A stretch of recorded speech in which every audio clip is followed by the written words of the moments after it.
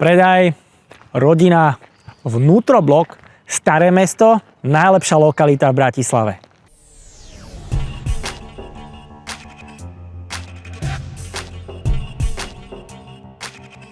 Poďme si ale pozrieť prvú miestnosť. Toto je kuchyňa. Táto miestnosť má ale jednu veľkú výhodu. Má peknú priestranú komoru. To sa dneska už moc často nevidí na nehnuteľnostiach. A tiež balkónik. Ďalším plusom, čo táto miestnosť má, je fakt, že sa dá veľmi jednoducho prerobiť na detskú izbu napríklad. Pozrime si vizualizáciu, ako by to vyzeralo.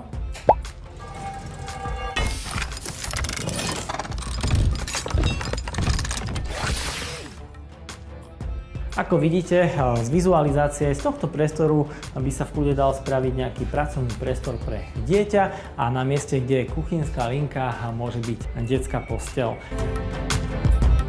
Zastavíme sa aj u toalety, tá je samostatná, čo je ale veľmi zaujímavá vec, že kanál v podstate ide cez túto stenu a to si niečo potom povieme aj k obývačke, že ako by sme tú kuchyňu vedeli premiestniť do súčasnej obývacej izby.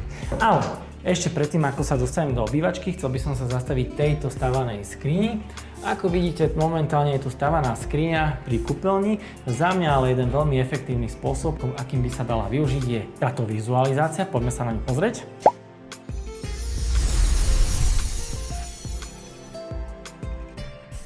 Vidíte, dala by sa tu dať práčka, sušička, tým pádom tento priestor by sa vedel pekne využiť ešte na nejaké iné veci. Kúpeľňa, vidíte, je priestranná s liatinovou vaňou. Poďme ďalej, pozrime si obývaciu izbu.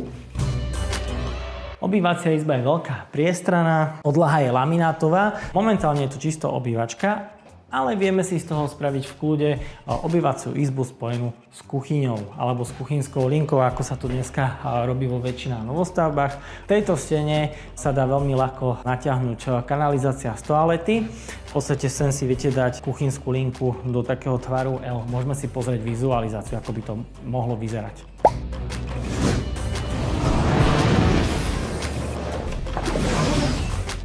Poďme sa pozrieť na spálňu. Spálňa je veľká, priestranná. Vidíte, že je tu aj takáto veľká kontinentálna posteľ.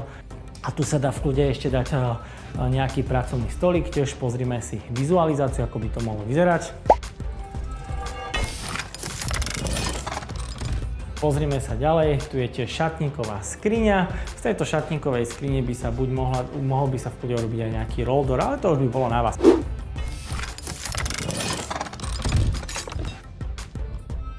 Ale ďalšia výhoda tejto miestnosti je tiež, že je tu aj balkónik.